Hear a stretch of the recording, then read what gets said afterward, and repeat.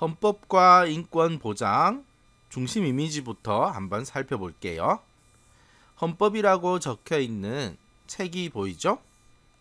이 책이 우산을 펼쳐서 굳은 날씨에 기본권을 보호하고 있어요. 이번 단원의 제목은 헌법과 인권 보장이에요.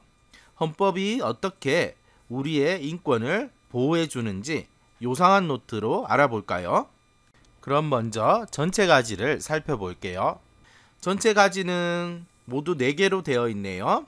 첫 번째 가지는 헌법의 의미, 두 번째는 헌법의 역할, 그리고 세 번째는 국민의 기본권과 의무, 네 번째는 바람직한 권리와 의무의 관계, 이렇게 돼 있어요. 자, 그러면 첫 번째 가지로 가서 헌법의 의미부터 공부해 볼게요. 하위 가지가 다시 하나, 둘, 셋, 4개로 되어 있죠. 첫 번째는 헌법의 뜻, 두 번째는 헌법의 내용, 세 번째는 헌법의 중요성, 그리고 마지막으로 네 번째는 새로 정하거나 고칠 때, 헌법을 새로 정하거나 고칠 때 어떤 과정을 거쳐야 하는지 알아볼게요. 자, 그러면 먼저 첫 번째 가지로 가서 헌법의 뜻부터 알아볼까요? 헌법은 법 중에서 가장 기본이 되는 법이에요. 헌법이 우리나라 법 체계에서 어느 위치에 있는지 그림으로 한번 알아볼까요? 우리나라 법 체계는 이렇게 피라미드 모양으로 생겼어요. 가장 아래에는 규칙이 있어요. 그리고 그 위에는 명령이라는 것이 있고, 세 번째는 법률이 있어요. 국회에서 만들죠. 그리고 이 가장 위에 헌법이 있어요.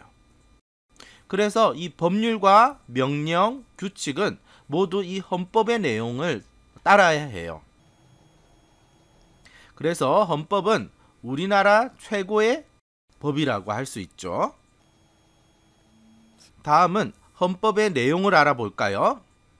헌법에는 국민들이 행복한 삶을 누리도록 하고 인권을 보호하기 위해서 다양한 보장 방법을 포함하고 있죠.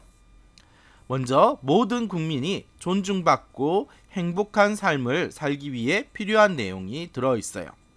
그리고 국민의 권리와 지켜야 할 의무가 있어요. 이렇게 국민의 권리를 헌법에 규정해 놓으면 국가가 함부로 국민의 권리를 침해하지 못하겠죠. 다음은 국가기관과 조직을 운영하는 기본 원칙이 들어있어요. 그러면 헌법이 왜 중요한지 헌법의 중요성을 정리해 볼까요? 헌법은 국가가 국민의 권리를 침해하지 못하도록 해서 국민의 자유와 권리를 보장해 주는 법이에요. 그래서 중요하죠. 그리고 모든 법은 헌법을 바탕으로 만들어져요. 조금 전에 이 피라미드 모양의 법의 체계를 봤죠. 이렇게 모든 법은 헌법을 바탕으로 만들어지기 때문에 중요하죠. 그리고 헌법에 따라 나라가 운영되죠. 아까 조금 전에 헌법에 들어가 있는 내용 중에 국가기관의 조직을 운영하는 기본 원칙이 들어있다고 했죠. 이러한 원칙에 따라서 헌법에 규정된 내용에 따라서 나라가 운영돼야 되죠. 그래서 헌법은 중요한 법이에요. 그래서 이렇게 중요한 헌법을 새로 정하거나 고칠 때는 함부로 고치지 못하고 국민투표를 거치도록 정해놨어요. 헌법은 국가를 운영하고 또 가장 중요하고 기본적인 내용을 담고 있기 때문에 헌법을 함부로 고치지 못하게 한 것이죠. 그리고 국민투표를 하면 헌법이 어떻게 고쳐지는지 국가의 주인인 국민이 내용을 잘 살펴볼 수도 있겠죠. 자, 이렇게 첫 번째 가지에서 헌법의 의미에 대해서 알아봤어요. 자, 이제 두 번째 가지에서는 인권 보장을 위한 헌법의 역할을 알아볼까요? 우리의 인권이 침해당하면 어떻게 해결하면 좋을까요? 자, 하위 가지를 보니까 헌법재판소와 헌법의 역할 이렇게 두 개의 가지가 있네요. 하나씩 공부해 볼게요. 헌법재판소는 법이 헌법에 어긋나지 않는지 또 국가 권력이 국민의 권리를 침해하는지 판단하는 기관이에요. 예를 들어서 법이 개인의 권리를 침해한 경우에는 헌법재판을 청구할 수 있어요. 그리고 그 법이 개인의 권리를 침해했다, 즉 침해 결정이 내려지면 그 법은 개정되거나 폐지를 해야 해요. 이런 과정을 거쳐서 개인의 권리를 보호하는 곳이 바로 헌법재판소죠. 다음은 헌법의 역할을 알아볼까요? 헌법은 개인이 가진 인권을 확인하여 국민의 권리를 보장하고 국민의 권리가 침해되면 헌법으로 보장받을 수 있도록 하는 역할을 하고 있죠. 그래서 국민으로서 누려야 할 기본권을 침해당하지 않기 위해서는 헌법을 잘 알아야 하는 것이죠. 예를 들어서 살펴볼까요? 만 16세 미만 청소년이 오전 0시부터 6시까지, 그러니까 새벽 시간이죠.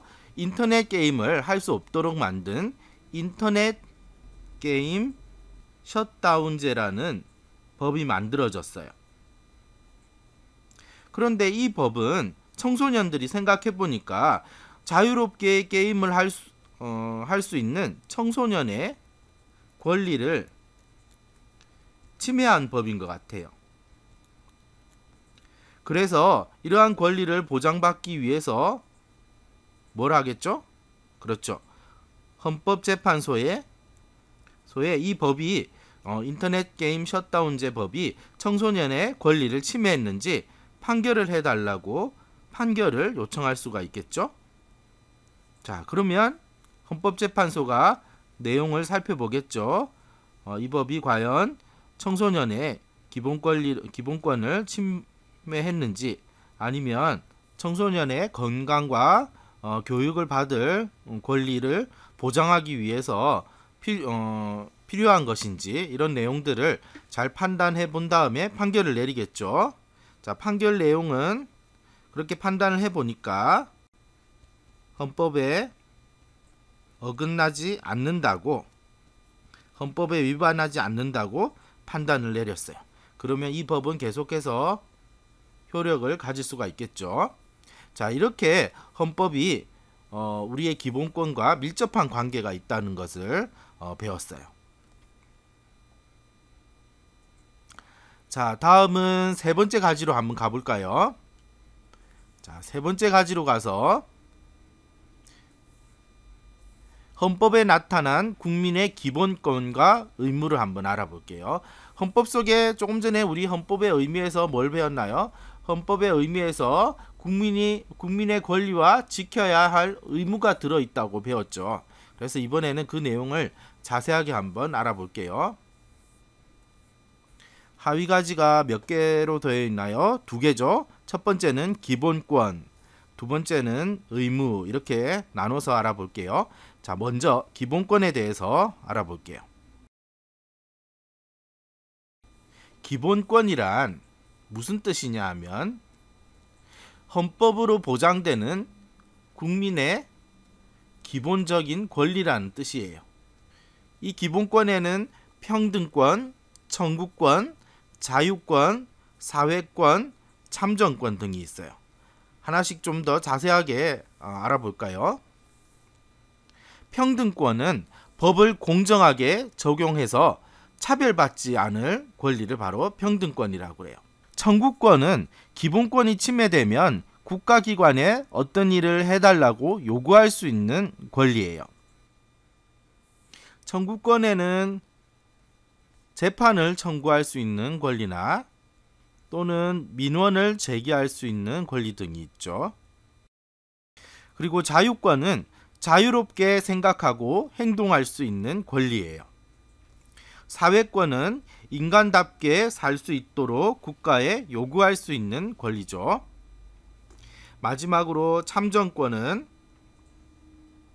국가의 정치 의사 형성에 참여할 수 있는 권리예요. 그래서 참정권 이렇게 이름이 붙여졌죠. 이러한 기본권은 무한정 누리는 것이 아니라 국가의 안전 보장, 공공의 이익, 사회 질서 유지를 위해서 필요한 경우에 법률에 따라, 법률은 어디서 제정한 법률이죠? 국회가 정한 법률에 따라서 제한될 수도 있어요. 자, 다음은 헌법에 규정된 국민의 의무를 알아볼까요? 헌법은 모든 국민이 인간답게 살아가는 데 필요한 기본권과 함께 국민이 꼭 지켜야 하는 의무도 규정해 놓고 있어요. 자, 이러한 의무에는 교육의 의무, 납세의 의무, 근로의 의무, 국방의 의무, 환경 보전의 의무가 있어요. 다음은 바람직한 권리와 의무의 관계를 알아볼까요? 헌법에서 보장하는 기본권과 의무는 서로 긴밀하게 연결되어 있어요. 헌법의 권리와 의무는 함께 우리 일상생활에 적용되는데 만약에 권리와 의무가 충돌한다면 우리는 어떤 바람직한 자세를 가져야 할까요? 예를 들어 생태보호지역을 지정하기 위해서 다른 사람의 재산권을 제한해야 한다면 어떻게 하는 것이 좋을까요? 이때 재산권이라는 것은 자신의 재산을 자유롭게 쓸 수 있는 권리예요. 땅은 개인의 재산이면서 환경 보호와 공공의 이익을 위해서 보호해야 하는 대상이기도 해요. 이처럼 일상생활 속에 발생하는 다양한 문제는 권리, 의무 모두와 긴밀하게 연결되어 있죠. 그래서 우리는 권리와 의무를 조화롭게 추구하는 자세가 필요해요. 그렇게 하기 위해서는 어느 하나만 강조하지 말고 또 서로의 입장을 이해하는 노력을 해야겠죠. 자, 이렇게 해서 헌법과 인권보장 전체 내용을 공부했어요. 여러분들은 교과서를 읽으면서 헌법이 어떤 의미를 가지고 있는지 또 인권을 보장하기 위해서 어떤 역할을 하는지 헌법 속에 기본권과 의무가 어떤 것들이 들어있는지 또 그 내용은 자세하게 어떻게 되어 있는지를 공부해 주세요.